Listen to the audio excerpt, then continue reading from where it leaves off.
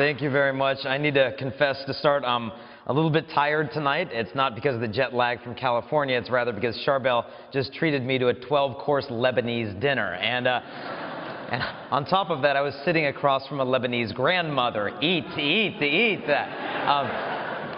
I'm glad the talk was scheduled for 8 because I fear they'd still be feeding me if I didn't have a presentation right now. So the upside of all of this is I won't need to eat until Saturday. So it's been a blessed week here so far in Australia, and I'm pleased to see so many young people here, college students. Well, when I was in college, I remember I went to confession once, and it was one of those, big confessions. And the priest was visiting from France, and I thought, oh, great, he's from France. I'll never see him again. Perfect, which is a bad attitude to have, but it's where I was at the time.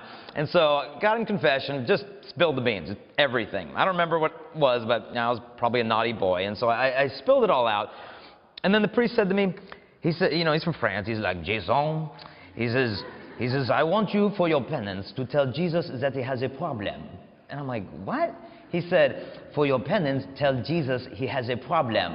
I go, you want me to tell Jesus that he has a problem for my penance? And he says, oui, yes, And I said, I said, I don't know. Well, Jesus has a problem. What do you mean? And he says, well, you belong to Jesus. No. And I said, yeah, I belong to Jesus. And then he says, well, then Jesus has you. He has a big problem. He has you. And I like it. So that was my penance, to go before the most blessed sacrament and say, Jesus, you have a problem. Tonight, we're going to talk about a problem, the problem of pornography. And my one goal tonight, if I can accomplish anything in this hour, is to increase by 1,000 times in your heart your love for porn stars.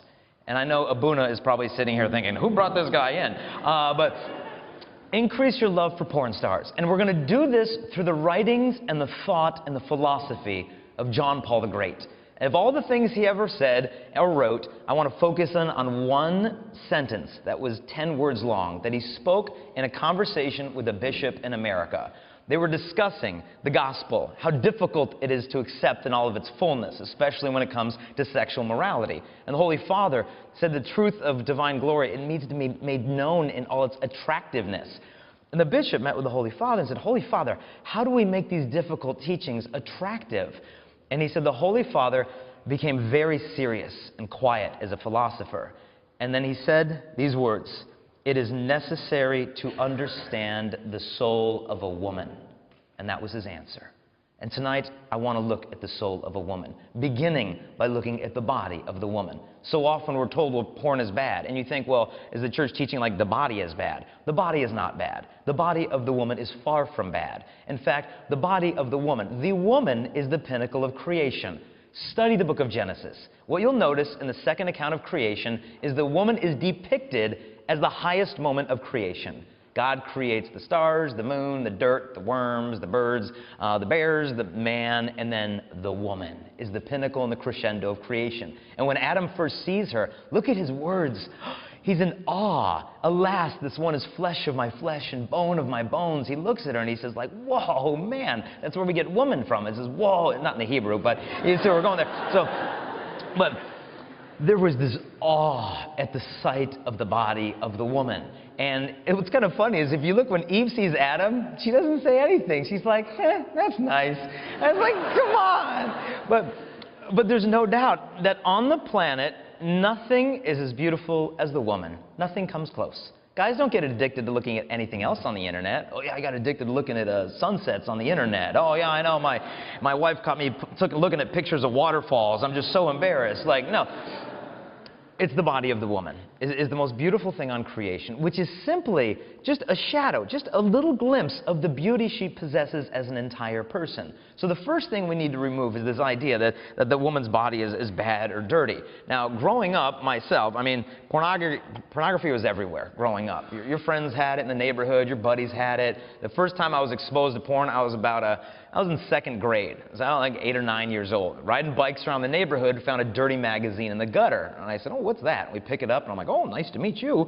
And we're like, well, what do we do with this? My friend said, let's keep it. I'm like, well, obviously, but where do we put it? He said, let's put it at your house. I said, great idea. So we ride the bikes to the house, and we get there, and I said, well, I'm not going to put it inside. I'm not getting busted for this.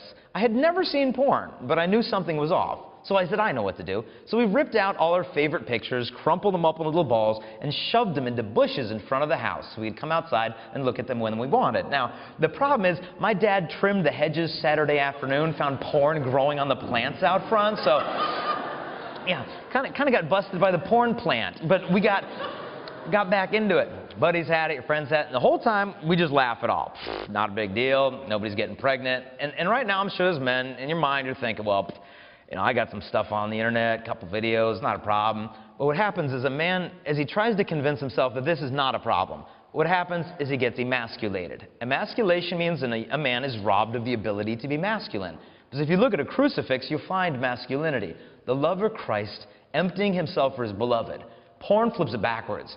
And guys learn to empty ladies for the sake of ourselves, and we miss the point why God made us men. And we didn't know what we were looking at in the porn. I was at the airport in Los Angeles a couple years ago, and who do I bump into in the LA airports? Pamela Anderson, this big supermodel porn star. And when she first posed for Playboy, she was 18 years old. And she went to the studios, and I'm sure they treated her like a queen. Doing all the hair, all the makeup. She started to take the clothes off. She began crying. She finally pulls herself together. I suppose they just redid the makeup around her eyes, make it look like she wasn't crying beforehand, and they proceeded to take the nude photos. So when we look at porn, we're not looking at a naked body. We're looking at somebody's daughter who's probably sexually abused as a little girl. But we just laugh it all off and call ourselves gentlemen for enjoying it.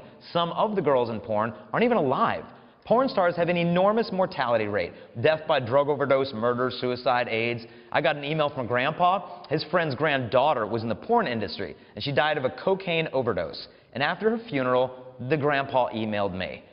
And he goes, you ever think how sad it is? How many guys are still lusting after pictures of this girl on the internet without even knowing if she's dead or alive? I mean, the morbidity of lusting, the thought of lusting after a girl who could be in a coffin right now.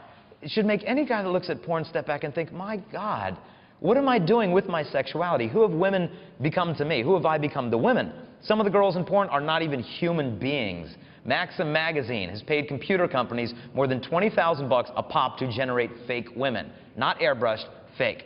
Eyes, ears, everything on a woman created with the computer. She does not exist in reality. And they've used these fake girls for their cover models. But they found out scientifically if a guy gets addicted to internet porn, swimsuit magazines growing up, neurologically, a man will train his brain to expect all women to live up to his dirty fantasy. And when you get married, where does it leave a wife? Because when you look at porn, how long do you look at one picture? It's like 15 seconds, 30 seconds. She could have the most beautiful body on earth, and you're bored with her in less than a minute flat. And you do it for a couple years. Jump into marriage. You think you'll be captivated by one woman until death do you part, and it doesn't happen. My buddy had all this porn, and he figured, look, I'll throw it away when I get married. I went to his wedding. It was a beautiful wedding, and he was divorced in 3 months. All he knew how to do is take all the lust he had for porn, look at his bride that way, and the marriage is over as soon as it started. One high school girl said to me, she said, Jason, she said, I found out my dad looks at porn. She said, I used to look up to him. Now I can't even look at him. I thought he was a better man than that. And the solution isn't just throw away your porn and then you're a good boy. Because that's what they tell guys. We just don't think about it. It's like, what? It's like, yeah, do you think a lot about sex? Well, yeah. Well, try not to think about it. Oh, thanks. That's real helpful. I mean, that's like me telling you, don't think about an elephant, all right? You know, if you are thinking about an elephant, just don't think about it. What are you thinking about? Elephant, how's that working for you? You try that with your sexuality, you go neurotic, you'll go nuts. The solution the church proclaims is not for a man to annihilate his sexual desire. It's for the perfection of a man's desire. And what does that look like? You know, the Catholic Church has a saint who spent all his money on prostitutes. This guy's name was Saint Vitalis of Gaza. He lived in Egypt as a monk, and he got a list in the city of Alexandria of where all the prostitutes live. And he would work all day under the hot sun, then he'd take all the money he earned, and he'd bring it to a different prostitute every night. So she would spend the whole night with him and no other man. But instead of using the girls, he brought them the gospel. He prayed with them, he prayed for them, told them they could start over, converted a great number of prostitutes who became holy wives and mothers. And one morning, he's walking out of a brothel, the house of prostitution. A man saw him, recognized him as a Christian, was so sick of the hypocrisy, smacked him in the head with something and killed him. And the prostitute later said, well, you don't know what he had done for me. And it was too late. He had been martyred. He was dead. And the historians say that as he was being buried, all these former prostitutes came out of hiding, processing with candles and lanterns all the way to his gravesite to honor the man who saw their dignity when they had totally forgotten it. Now, I'm not recommending you try that as a method of evangelization. I mean, don't be going to Father and say, hey, Father, we're going to do a fundraiser, get some money, get a prostitute for the youth group, service hours. No, it's a bad idea. But the point is that the redemption of the human heart is possible. And how do we discover this redemption of the human heart? I think the first thing we need to do is remove the common objections that people often throw out there for porn. I think one of the first ones you hear is, well, hey, sex is natural.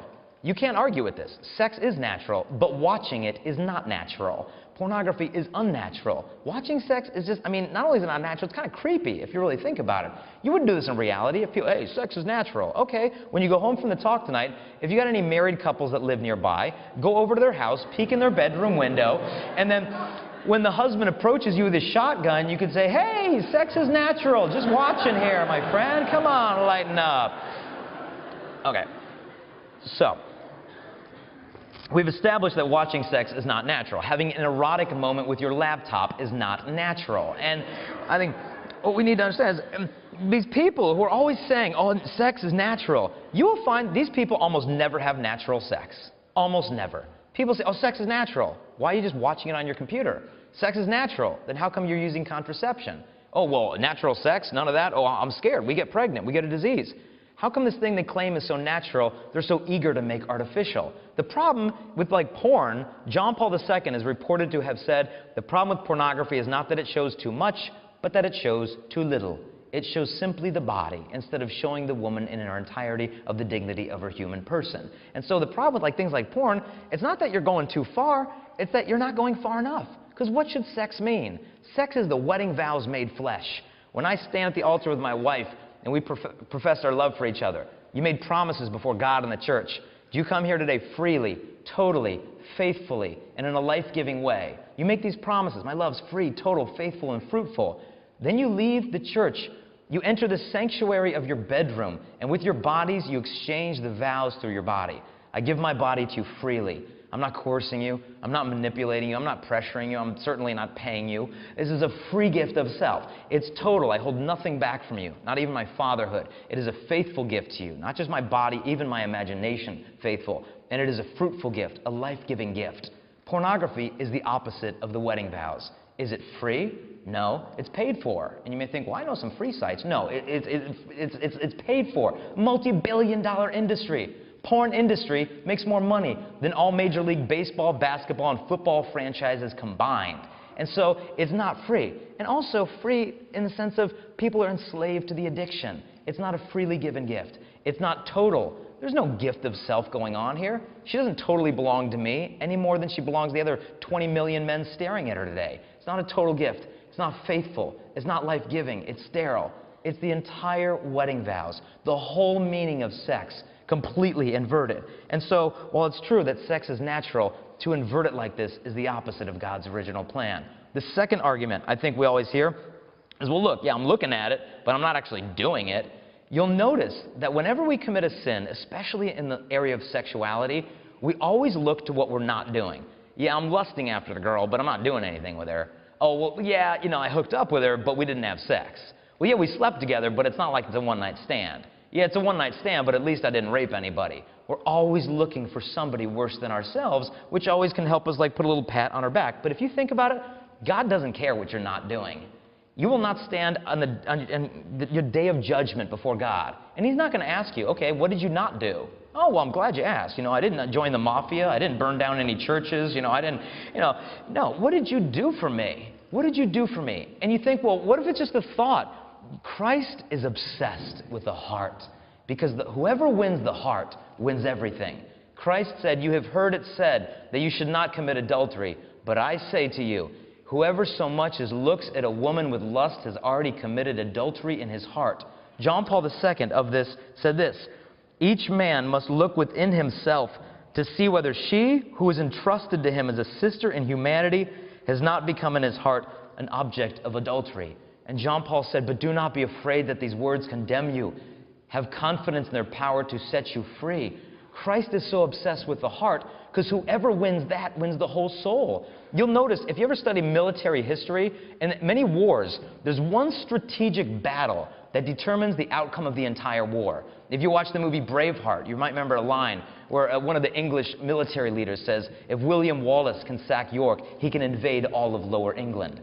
If you saw the movie Braveheart, or the movie, what was it, Gladiator, Russell Crowe, the gladiator, the slave owner of the gladiators says, if you win the crowd, you win your freedom. These little critical battles. This is the case with the human heart. Whoever wins the heart, God or the devil, love or lust, will win the eyes, the imagination, the speech, the body, the soul for all eternity. If the heart is redeemed, the body will be redeemed. The entire actions will be redeemed. And if you win the heart, you win freedom. And so this idea that, well, I'm not actually doing it, what are we doing in the depths of our heart? Because that's what matters, whether or not we're going to have victory or loss in the area of sexuality. Third argument I think we hear, which is most common. Well, you know, with porn, the good thing about it is nobody's getting hurt. I'm just at home alone, looking at a computer, nobody's getting hurt. No argument could be further from the truth. Let's look at who gets hurt. Let's start with the porn stars. Girls in porn, the fascinating thing I think about them, they are the center of all of the attention, yet they are completely ignored. And I've met some of them. I know one girl, she was a high school girl. She ran away from home, had a terrible home life. She's living on the streets, and some guys in their 20s found her. And they said, hey, you know, you're living on the streets, why don't you come live with us? You know, we'll take care of you. So they brought her in. They got her drunk. They used her for porn. And she ran away and got away from the house. And then she and her friends one day snuck back into their house, and they broke into the house while the guys weren't there. And they found the photos because they wanted to take them back. And they reached into the closet to pull out the box of photos. And that box was filled to the brim of photos of all the other girls that they had victimized. And thankfully, they called the police and got the guys' butts in jail where they belong. But these little girls, their pictures could be all over the internet. And are we to say, well, porn doesn't hurt anybody? And you think, well, okay, well, look, that's a teenage girl. What about these, you know, adult women who choose to do this with their lives? Well, I've got some quotes. Here's a girl from Playboy. She said after she left Playboy, she said, it took me 20 years to undo the harm that was caused to me in pornography. She said, my other friend here at Playboy, she had to have all her reproductive organs removed because of the excessive venereal diseases she got from the porn shots. I saw another porn star talking afterwards. She said, I had to quit porn. She said, after all of those abortions, 3, 4, 5, 6 abortions, all conceived during these porn movies, I couldn't take it anymore. And you will tell me that nobody is hurt through porn. And I think the proper response when we see these girls shouldn't be the instinct of mere lust, but pity. In fact, I live in San Diego, California. And I drive sometimes to a hardware store, like 10 minutes from the house. And near the hardware store, there's a strip club called Little Darlings. And which to me just digs into the heart of the Father, the Heavenly Father, because they are His little darlings. And I'm driving by the strip club, and often outside the strip club, there's a little picnic table where the strippers will come out of the strip club. And they'll have a cigarette, and they'll just relax and talk between their performances. And whenever I would drive by, I would just say Hail Mary for them. You know, Hail Mary, and I'd just go on my way.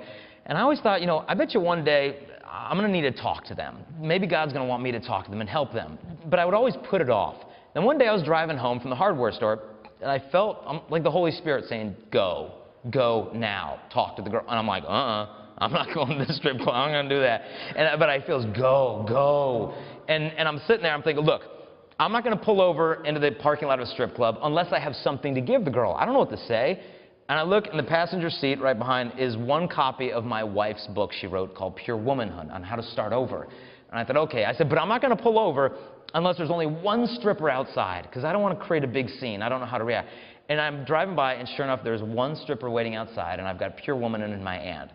And I said, okay, today's the day. I hit the blinker, I pull my car into the parking lot of a strip club. And I'm thinking, what if I get in an accident? Chastity Speaker gets accident in parking lot of strip club. I'm like, this is not good for PR. That's going to look real great on Facebook. But I said, no, gotta go. And so I pull my truck right up alongside where the girl was, and I roll down the window, and I say, hey, I have something I want to give you. And I gave her the book, and she walked over. She's very friendly, and I said, yeah, this is just a book my wife wrote on just kind of how to start over and everything. And I looked her in the eyes, and her eyes were like nobody had looked at them in 20 years. The heaviness, the darkness, it was like looking into coal. And I gave her the book, and I just, God bless you, and I hope, I said a little prayer, whatever, in my heart, and just said goodbye, and I left. And I don't know if she's still there working or she quit. I have no idea. Perhaps you could pray for her tonight before you go to bed. And I just pulled away just thinking about that girl. The men stand before, and I've met some of these girls. When I was on stage, the men were cheering and roaring for me, and she said, I was dead inside to them.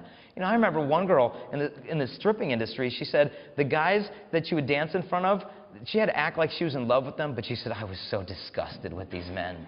She was so disgusted in her heart with them because she knew all they wanted was to use her. And you hear this stuff regarding, the girls, and you think, well, at least she's willing. This idea that you can look at it because she's willing. What that reminds me of, you'll notice when there's ever a natural disaster, a hurricane, an earthquake, a tsunami, there are always the presence of looters, people who will show up to steal things because it's just there for the taking. And sometimes I've seen the media interview these people while they're still stealing TVs out of people's houses. And they're like, well, what are you doing? And the person's like, look, it's all getting flooded. It's going to get destroyed anyway. You might as well just grab a free TV. And this to me is like pornography. Yeah, okay, you're stealing a TV, but look, a block away, a woman and her children are drowning in a house, and you're saving a television? What are you doing with your manhood? Same thing with pornography. We waste our time convincing ourselves no one is getting hurt, and we don't realize how we're killing ourselves in the process. What happens to the man who looks at porn? Is he unharmed? Look what happens to the guy's brain. In Alaska, there's a story that Native American Indians, or Inuits, if they ever saw a wolf on their territory, would need to kill the wolf because the wolf could kill their livestock, their children, so they'd have to take it out. But they don't want to hunt the wolf down and fight it. They let the wolf come to them. And the hunters would do this. They would take one of their small goats or livestock, they'd kill the goat, and they'd pour the blood of the goat onto the blade of a knife. And they'd take the knife out into the snow, and they'd put the butt of the knife, the handle of the knife, into the snow with the blade sticking out.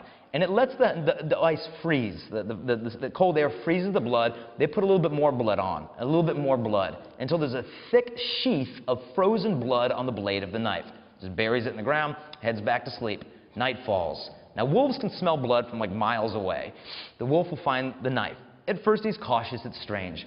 He smells the blood. He can't resist. He starts licking it. He tastes the blood. He gets more excited. He continues licking. Now, because it's so cold, it numbs his tongue. So he can't feel when the edges of the blades start to be exposed. They start to nick his tongue. He tastes the fresh blood. He gets more excited, not knowing that it's its own. He continues licking until he gets a little dizzy, disoriented, and the wolf is dead within hours of blood loss.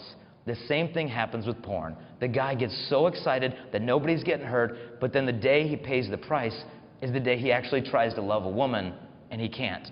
All he knows is how to take his own pleasure. What it does to a man's brain, neurologically, the studies coming out right now are absolutely fascinating. They have found that the pleasure center of a man's brain is called your medial preoptic nucleus. If you experience an orgasm, cocaine, heroin, this is the part of the brain that's stimulated. They also found it's very easy to train this part of the brain.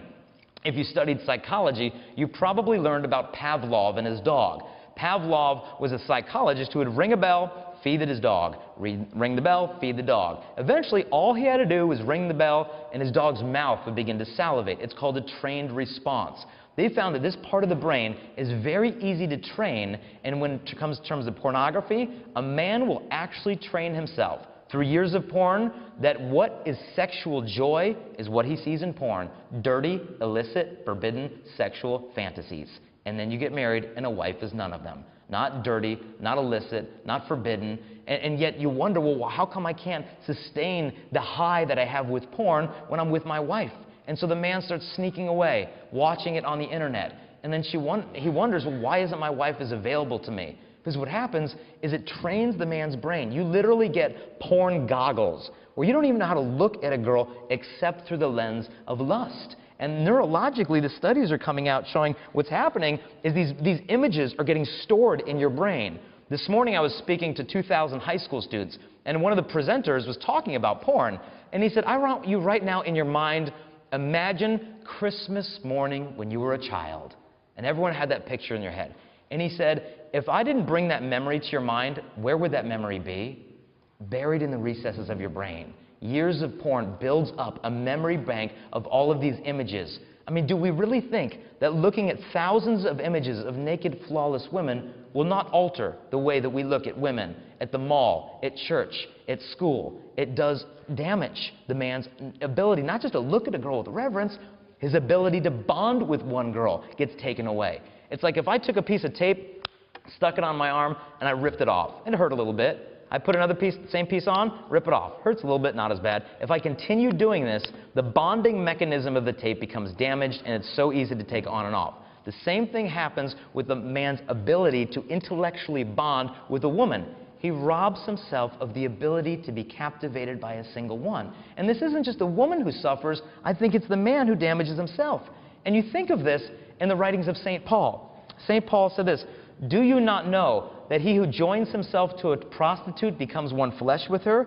And he says, "Avoid immorality. For every other sin a man commits is outside his body, but the immoral man sins against his own body." And this is what happens to a man's body. C.S. Lewis said this.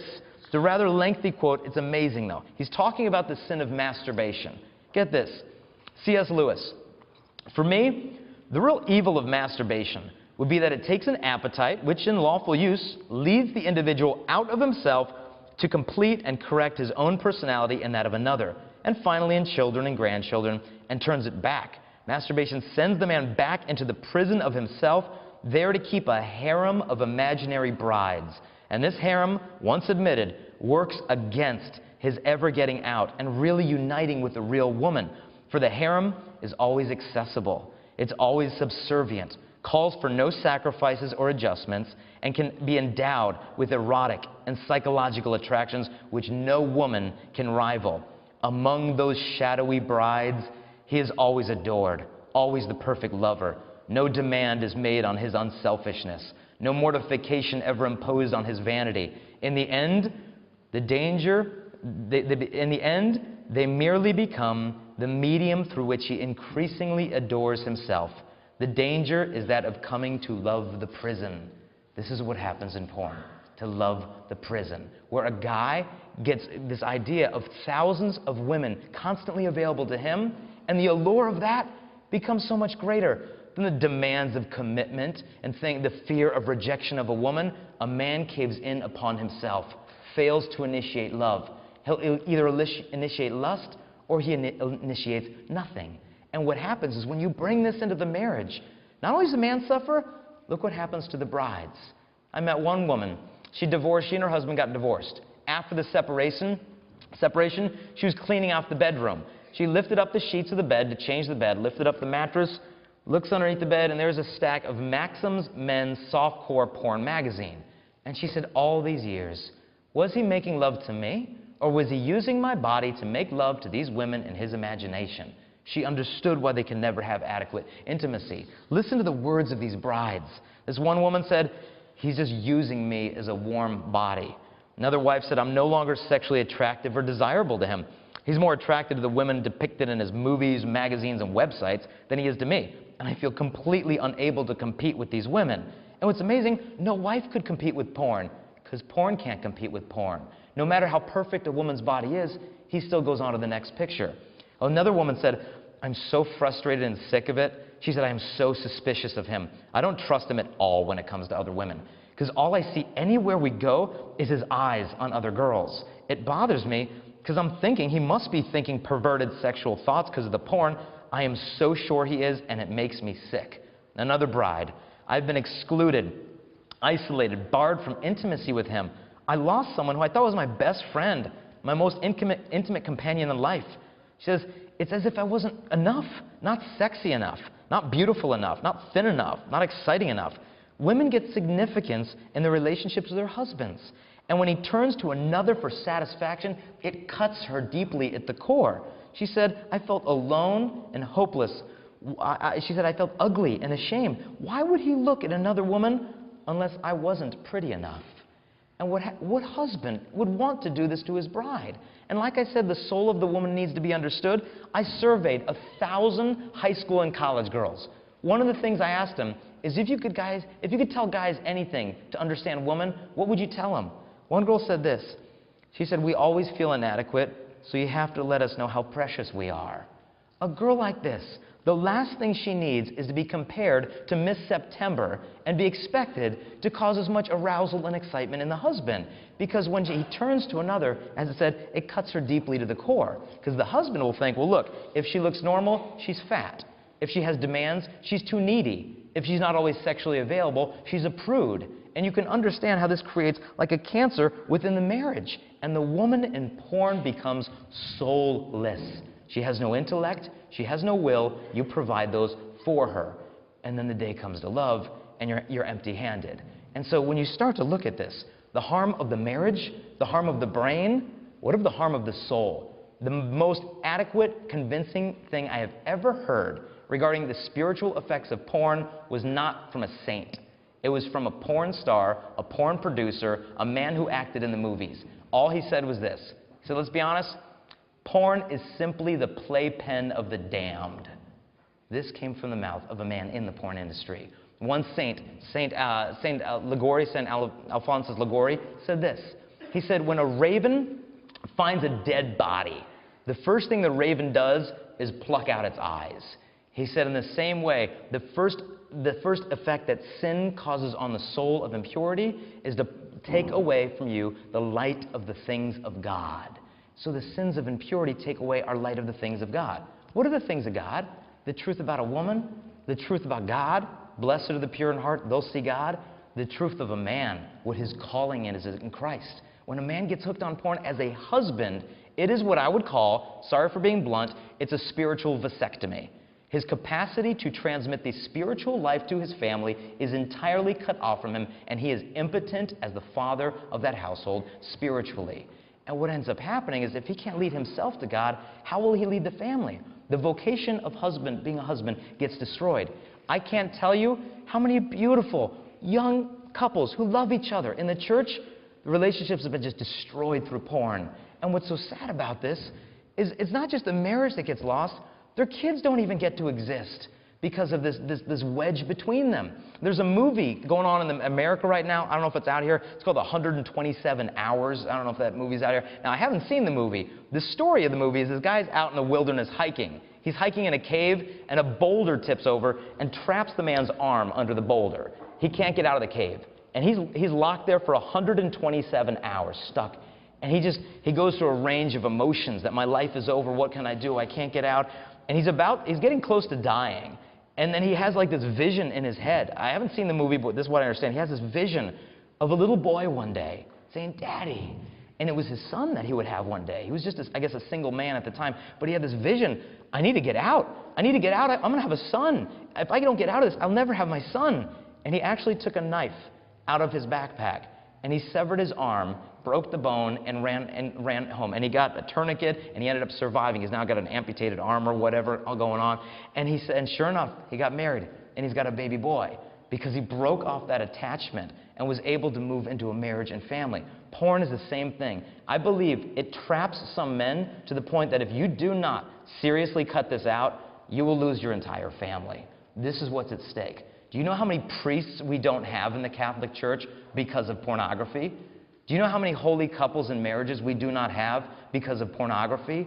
So much is at stake. And if we can understand this, then I think we begin to realize how much is at stake. The whole personality of the man. You'll find a man hooked on porn is incredibly bored, incredibly dull. Sin dulls our personalities. Look how dull the worst sinners are. Imagine if I took every pimp in the world and I put them in one big line. All their personalities would just blend. Imagine I took every leader of a Mexican drug cartel and put them all on the line. They'd all seem almost identical. Now you line up the saints of the Catholic Church, the uniqueness of every saint is radiant. Look at the saints.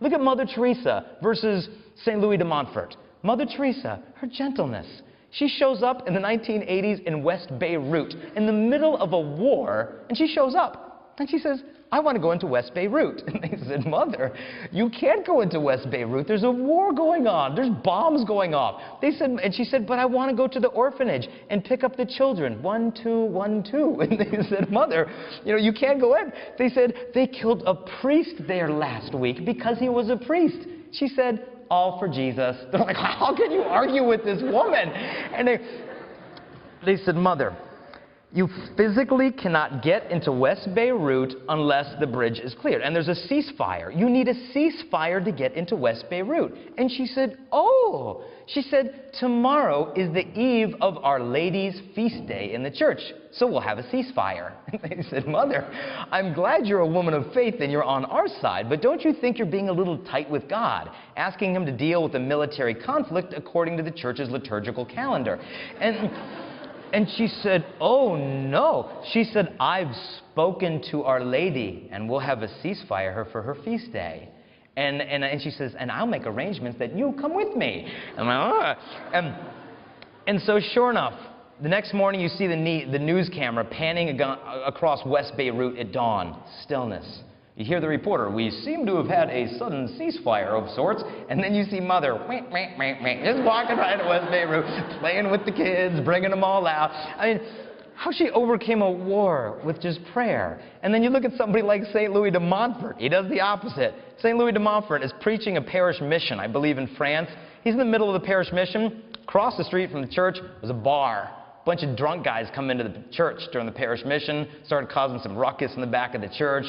They go back to the bar. He says, excuse me, ladies and gentlemen, I'll be back in a moment. He goes outside of the church, left everybody in the mission. He went into that bar, and he beat the tar out of all of those guys. Came back in and finished the mission. But guess who is sitting in the front row of the mission for the next day? The drunk guys sobered up and ready to listen to the Word of God. Mother Teresa wouldn't take that approach, okay? But they both got canonized. Now, look at some of the other greats we got in the church. You got, think of St. Thomas Aquinas versus St. Vitalis. St. Thomas Aquinas, he was in his basement, in his room, and his brothers didn't want him to join the Dominican order, so they just sent a stripper into his room to try to seduce him. St. Thomas Aquinas pulls a hot firebrand out of the stove, and he chases the woman out of the room. So if you're ever tempted with your girlfriend, those work really well. So no, I'm not going to do that. So that's how he dealt with it. He chased her out of the room with a hot firebrand. What did St. Vitalis do? He spent night after night in the brothels with the women, praying with them and praying for them. Both of them different approaches, all of them called the saints. Someone once asked me, they said, what's a saint? And I said, the saint is the full bloom of the human personality. And when we fall in sin, it's like you remain a seed. And that's all you live. When God had planned this beautiful thing to come forth from you, sanctity brings about your full personality.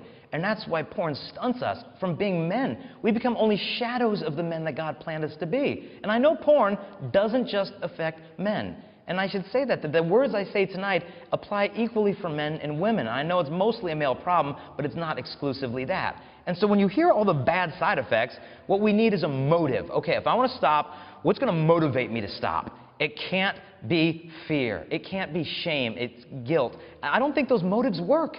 Some people try to motivate teenagers by showing them like pictures of sexually transmitted diseases. I don't like that. I know a mother who does this. She's a nurse. She brings some slides of sexually transmitted diseases to show her teenage boys. She's like, you're going to be a herpy. And I'm like, stop it. And the other day, she brought home all these gross pictures, and when she's done, her 17-year-old son raised his hand. He goes, Mom, I now know what I do not want to be when I grow up. And the mom said, what's that, sweetheart? He goes, I now know I do not want to be a genital wart photographer. And she said, okay, well, reach for the stars, honey. And so that's not my approach, trying to scare people into virtue. Fear doesn't work. There's one thing alone that's going to motivate a man to break this habit off: love.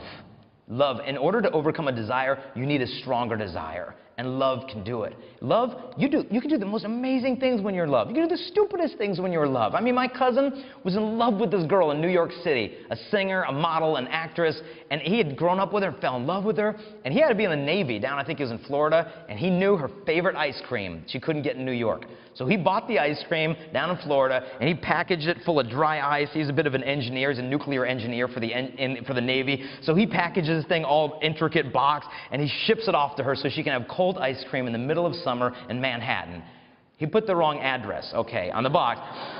And she got it about 2 weeks later. It is melted and moldy. She's like, Brendan, you're sick. Why would you send this to me? But love can make you do some of the most extraordinary things. And so love, when stirred up in the heart of the man, can, I think, give him the strength to break away. I once heard a quote that a knight cannot be brave unless he has love. His love gives him his courage. Love for his country, love for his freedom, love for his family. He will put his life on the line, but it's love that motivates him. And in the same way to overcome porn, we could do anything motivated by love. You know, in the early church, at the dawn of the 4th century, just as Christianity was beginning to be more legalized by Constantine, what ended up happening, over in the east of the Roman Empire, there was another leader called Licinius. And this guy was still completely opposed to Christianity. He had 40 legionaries, 40 Roman soldiers who would not burn incense to the pagan gods. So he sentenced them to death. And what they did is the governor of the area took all of his soldiers to a lake in the middle of Armenia in the freezing winter, took them to a lake in the middle of the night. He stripped the 40 men, the 40 soldiers, naked, marched them out into the middle of the lake because they would not burn incense to the pagan gods. They wouldn't deny Christ. Stripped them naked, marched them out to the middle of the lake. And there the 40 men stood in the middle of the night, huddled together and freezing and praying that they would not renounce their faith. The governor, to tease them, lit up bonfires all around the coast of the lake where all his soldiers were warming themselves. He even made warm baths. So if they wanted to leave the cold ice and the snow, they could come and hop in the warm bath. Throughout the hours of the night, the men suffered hypothermia. One soldier couldn't take it anymore. He ran to the shore, he jumped into the warm bath, and the shock from the hypothermia to the hot bath instantly killed him. Another soldier was there, pagan soldier, saw the 39 men on the ice. He took his own clothes off, declared himself a Christian, marched out on the ice, and he died with them. And by morning, everyone was dead on that ice except for one soldier, who was the youngest one, who died in his mother's arms the next morning. These men could endure the most unbelievable suffering because of the love that they had for Christ. If we have this love for our brides, our future wives, our God, the Virgin Mary, we'll be able to overcome these temptations. So ultimately, let's pray for this love to dwell within our hearts. Now, how do we do it? What are the practical steps? We need a game plan. I would say first, 4 things: sacrifice, sacraments, Scripture, and the saints. For one, sacrifice. Every man has 2 dogs, like in his heart, fighting, love and lust. Whoever you feed is going to become the stronger, and it'll win the battle. We cannot feed the lust with the magazines and the internet. Feed ourselves with holy reading, prayer life. You'll become stronger in love, and you'll be able to dominate the lust. We have to starve the lust to begin with that sacrifice. We always say, well, it's my desires that are shaping what I'm doing. Have you ever noticed, though, when we desire something, we choose it, but the more you choose porn, the more you begin to desire it. You actually create your desire through your choices. So to sacrifice 3 things. Sacrifice what you eat, sacrifice what you do, sacrifice what you see. Sacrifice what you eat. Fast. There's a website called e5men.org. Go to this website as a man. It's a website just for guys, and all you do is you fast for girls 1 day a month, bread and water, the first Wednesday. And it says, offered up for these girls, offered up for your ex-girlfriends, offered up for your future wife, offered up for girls tonight who are contemplating an abortion tomorrow morning, offered up for victims of sexual abuse, offered up for prostitutes. And every Wednesday, the first Wednesday, you're offering up that fast. Jesus Christ said that in terms of fasting, some demons are only cast out by both prayer and fasting. And to pray without fasting is like boxing with an arm tied behind your back. Release the full spiritual weight that you possess with the prayer and the fasting. And when a guy starts to do this, feel responsibility for women, look at this quote of John Paul II and how it becomes fulfilled. He said, "The dignity and the balance of human life depends at every moment of history and in every place in the globe on who man will be for woman and who woman will be for man. A special responsibility rests with the man, as if it depended more on him whether the balance is maintained or broken, or even if already broken, reestablished." And so if a man can begin to fight for women, overcome his temptations, St. Augustine said of Job, who had all these sufferings, it said, Job was turned over to the devil to be tempted, so that by withstanding the test, he would be a torment to the devil. When a man overcomes porn, he becomes a torment to the devil. Because he takes his masculine energies, instead of wasting it on the porn, he begins to spend it upon himself and sacrifice being poured out for women, and he discovers the meaning of masculinity. So first, sacrifice what you eat.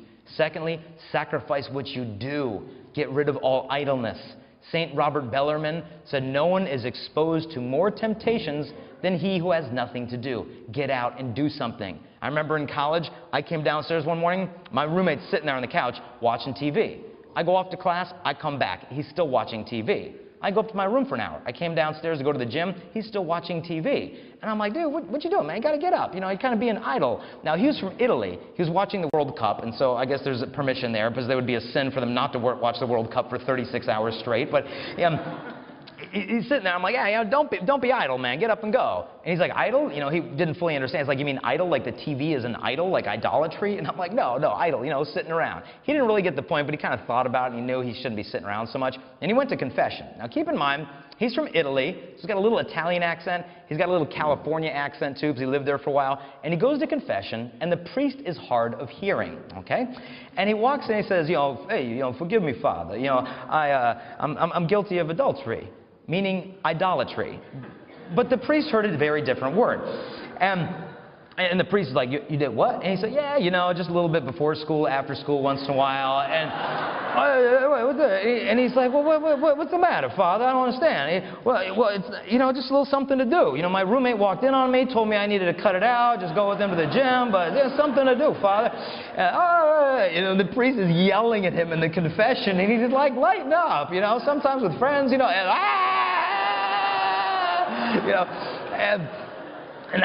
I don't know if they ever resolved the confusion, but the moral of the story is don't be idle, okay? Like, get out and do something. Go play some sports, get out of the house, quit sitting around. So, sacrifice what you do. Sacrifice what you see.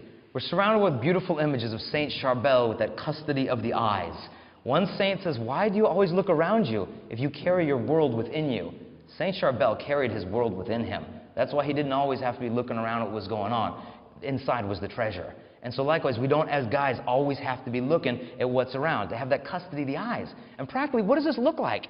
I mean, you're bound to get temptations. They're going to come. And so what happens when that beautiful woman is walking towards you, not wearing a whole lot of clothing? Because let's be honest, girls don't make it that easy on guys nowadays to be pure with our imagination. What do you do when you see the beautiful one? Concretely, what do you do? I mean, some say, well, bounce the eyes. You see it, you just bounce the eyes away and just keep going. It's helpful. But do something in your heart. I would recommend Psalm 84, which is, how lovely is your dwelling place, Lord mighty God. That when you see a beautiful woman, pray that, because she's the dwelling place of God. You can look at her, and you can say, how lovely is your dwelling place, Lord mighty God, to give gratitude and thanks for the beauty of his creation. And then go on. I mean, don't recite the whole psalm while looking at the woman. The first verse is enough. So the custody of the eyes. And a priest once told me, he said, there's a difference between having a bird fly over your head and letting him make a nest in your hair. The thoughts are going to come. Give gratitude to God, and you just move on gently. And this filter we have to have for our eyes, you need to get a filter on your computer. It's real helpful, internet filters. Just get on the internet, type in internet filter. You can put some great stuff on there. But ultimately, the filter has to be inside of you, not merely outside. You can't always rely on something else to protect you from your temptations. At some point, you have to be able to resist all of those temptations. And what I would recommend when you get the temptations, don't just pray against the temptation, pray for the temptation. Pray for her. I know what it's like to look at porn and the pictures stay in your head a year later, 2 years later. When the memory comes to mind of the images that you have seen, take that as a reminder from God that he wants you to pray specifically for that woman in your imagination. Intercede for her. She's out there right now. She needs your grace as a man. Drop to your knees. Pray for her. And I find that if you do this technique, the devil will stop harassing you, because then you become a torment to him by resisting the temptations. And so this first step, sacrifice. Second step, the sacraments. Go to confession. Some people, oh, what if I told Father what I did? Is he going to look differently than me? I asked a priest that. Father, what's it like when students came to you, you thought they're all good, and you found out you did bad stuff? Does that change the way you look at them? The priest said, honestly, he said it does change the way I look at them. Because after confession, I look up to them, because they care more about what God thinks about them than what I think about them. That's real humility. I even look up to that as a priest. And so go to confession. And some people say, well, why can't I just pray to Jesus on my own? Do you think this is what happened in the Acts of Apostles? People were possessed. People had leprosy. And what ended up happening? The apostles were performing these miracles of healing spiritually, physically.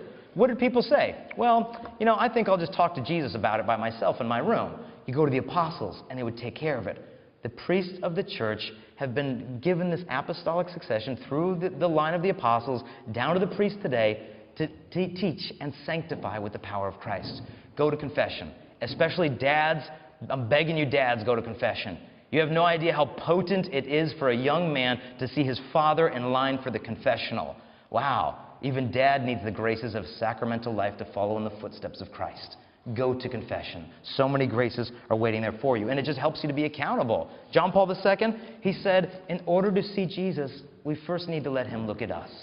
Another sacrament, the Holy Eucharist. Go to the Blessed Sacrament often. If you've read the Old Testament, you may have read 1 Kings 19. And in here, Elijah is almost dying of starvation, and he just gives up on life, and an angel appears to him, gives him food. He says, arise and eat, or the journey will be too great for you. And he feeds Elijah. Elijah gets up, nourished, walks for 40 days and 40 nights, and then he has a vision of God. In the same way, God says to you, arise and eat the Blessed Sacrament, or else the journey will be too great for you. And then you go through this journey of life, and at the end you behold the face of God. You must go often to confession, to the Eucharist. John Paul the Great would visit the Blessed Sacrament about 20 times a day. Do you know when he was in Switzerland, he was celebrating Mass, and after communion, they had all these leftover consecrated hosts. The Eucharistic extraordinary ministers of communion said, oh, we have leftover hosts. What should we do with them? They threw them in the trash. Now, John Paul the Great witnesses this. He signals to the two altar servers to come to him. They process to him with candles, and they walk over in procession to the trash can, where John Paul II proceeds to consume every one of the hosts out of the trash, televised in front of television on Switzerland, so everybody could understand the dignity of the most blessed sacrament.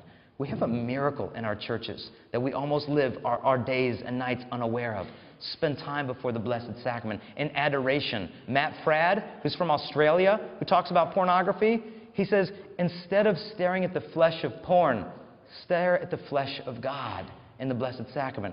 Go to adoration. In America, most people in my country, on average, spend 12 years of their life in front of a television. I'm begging you, don't spend a few minutes in adoration. Literally spend years of your life in adoration. And I think if you do, you'll find as a man, you get healed. Because the Eucharist teaches us to love as a man. This is my body given up for you. And this is the whole language of love that contradicts porn. Go to the Eucharist. And not just the sacraments, the sacramentals, rosaries, holy pictures around your room, holy water. Bless your room with holy water. Bless yourself with holy water when you feel tempted. And this stuff, we're not talking about Avion here. This is the stuff used in exorcisms of the Catholic Church. Listen to what St. Teresa said. Teresa of Avila, from long experience I've learned that there's nothing like holy water to put devils to flight and prevent them from coming back again. Use holy water. Third thing, scriptures. Read the Bible. And when you read the Bible, memorize a couple short passages. Blessed are the pure in heart, for they shall see God. When your temptations come, say the verse in your mind. And a priest taught me, he said, the Word of God has power to drive out the evil one. Use that scripture. Saint Jose Maria Escriva said, don't neglect holy reading. Reading has made many saints. So read a lot of holy books. And then lastly, so we have sacrifice, sacraments. We've got the sacramentals, scripture. Last one, the saints. Take up some devotions. Saint Vitalis of Gaza, I mentioned, pray to him to help you out. He's there in heaven, can pray for you right now. Ask his intercession. Saint Joseph. This is the guy the church calls the terror of demons and the guardian of the Virgin. What a cool title. The terror of demons? I mean, how cool is it going to get that title? But this man, all the pictures you've ever seen of Saint Joseph as an older man, for the rest of your life, please forget those silly images. Saint Joseph was not an elderly man. Think this through. You know how long the walk is? From Nazareth to Bethlehem to Egypt to Nazareth, 600 miles. That's like walking from here in Sydney up to Brisbane. Are you going to put a 70-year-old man in charge of guarding a teenage virgin and a newborn baby for a 600-mile hike up to Brisbane? I think not. You know who you put in charge of that? You put a tecton Tekton is the Greek word for carpenter, and it didn't mean simply someone who sanded out tables. Tekton was a construction worker, a lumberjack, and a carpenter rolled into one. They would carry wooden beams, knock down the tree with their own bare hands and the axe, carry it through the streets. The big ox plows, the yoke the ox would carry, they would make them, carry them through the streets. There's rabbinical laws of what to do if a man carrying a beam collides with someone carrying a pitcher. Joseph would carry these wooden beams, build houses with his hands. A man who worked with masonry and stone, a man's man. It's interesting to reflect, this is the profession of Christ, carrying wooden beams upon his shoulders through the streets of the Holy Land for years upon years. A bit of training for Calvary. But you think, this is who St. Joseph was. He didn't look like the holy cards. You know the holy card, he's got a little blush on his cheeks, and he's really soft and happy and sweet. No. Go to a construction site and see if you can find a construction worker who looks like that. You're not going to find many. This guy was a man's man. Take up a devotion to St. Joseph, the guardian of the Virgin, and his Virgin herself, Our Lady, the Virgin Mary. Do you know the impact of a real woman on a man? You know the more feminine a woman is, the more masculine a man wants to be? I've seen this with my own eyes. My wife and I were shopping at a mall once when we were engaged, and we're walking through the mall, and we went into a bookstore, and she and I have this fun thing we do. Whenever we go to a bookstore and there's a magazine rack, we go to the magazine rack, and we cover up all the smutty magazines. We take, like, boring ones like Oprah and Good Housekeeping, and we put them on top of the other. It's clothing the naked, so it's a corporal work of mercy, so you get points for that. And so, you know, we walk into the, the bookstore, and we're going to do this. And as we're walking in, I noticed there's already about 4 or 5 high school boys huddled over a little smutty magazine. And I said, hey, Crystal, let's have some fun here. I said, you see what they're reading over there? She's like, yeah. I go, all I want you to do, don't say anything. I just want you to go walk and just stand next to them. And just look like you're just looking around at magazines. She's like, oh, okay. She walks next to these 4 little teenage boys, flipping through their little softcore porn. And she just walks up, and she, keep in mind, at the time, 21-year-old, beautiful, athletic, brunette girl. And she just walks up. And the boys see her, and they're like, hey, yeah, whoa. They like vomited up the magazine. And they're like, yeah, how about that football team? Let's get out of here. Let's go to our altar boy class. Oh, let's get out of here. But it was amazing. What, did they spontaneously lose interest in half-naked ladies? No. The presence of the feminine. They wanted to prove the masculine, and they knew that they were failing at it. And so, the presence of the feminine. And what Our Lady does for us, look at the saints have said of Our Lady. This powerful Queen of Heaven would sooner dispatch millions of angels to help one of her servants than have it said that a single faithful and trusting servant of hers had fallen victim to the malice, number, and power of his enemies. And men do not fear a powerful hostile army, as all the powers of hell fear the name and protection of Mary. Take up a devotion to her. Your rosaries. Take up a devotion to your guardian angel. How many, I'll be honest, how many of us said a prayer to your guardian angel today? Got about 10. Do you know in this church right now, we don't have 600 people, we have 1,200 people, the guardian angels. Do you know St. Padre Pio once smacked a priest in the confessional because he didn't pray to his guardian angel every single day? I would leave on a stretcher if I went to confession with Padre Pio. But you think of this. The importance, and the guardian angels, I hate pictures of guardian angels. What are they? It's like this lady in a nightgown with these big feathers and a little halo. Hi, little kids, I'll help you across the bridge. It's like, what? Are you kidding me? I mean, look, they got a halo that represents, wisdom, holiness. Got the wings that means like agility. They can go anywhere God wants them to go immediately. Yeah, what happens when angels appear in Scripture? People fall on their faces in fear, trembling. And the first thing every angel says, do not be afraid. These are fearful creatures. Do you understand that if God were to give the command to your guardian angel, that your guardian angel could destroy the entire natural created universe if God told him to do it? He would have that power spiritually to do. And do you realize the ally you have spiritually to your side every day in moments of temptation? Turn to your guardian angel. You have a powerful ally that we live almost all day completely ignorant of. So these saints that we have been given, turn to them. One saint said, if you could see the joy on the face of your guardian angel when he sees you fighting against your temptations, don't just look at your failures, look at your victories. You know you win sometimes? We're so hard on ourselves. This is why St. Francis de Sales said, hey, look, He said, have patience with the whole world, but first of all with yourself. You know what? We're going to mess up. People who look at porn love Jesus Christ. They love God. They love their wives. And St. Francis de Sales says, look, have patience with yourself. God is calling you, and He's with you in the battle. And if you're in a battle, there is no dishonor in getting wounded in the battlefield. The dishonor is when you get up and you leave your soldiers and you abandon the battlefield. Continue to fight and know that God is with you in the struggle. Because the whole point of purity is not to deny our sexual desires and act like they don't exist. The point of purity is to acknowledge the power and the gift of our desires and literally to beg God to have the strength to love as He loves. And if we do this as men, then our sexuality will not be something that we hide from God. Rather, God will shine through us onto the woman that we love. And if we can begin to do this, we will see Him in her. We will see God in His creation. And I think then, and only then, we'll begin to understand the soul of a woman. God bless you guys, and thank you very much.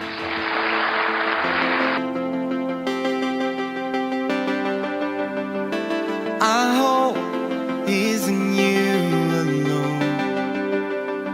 Strong tower and endless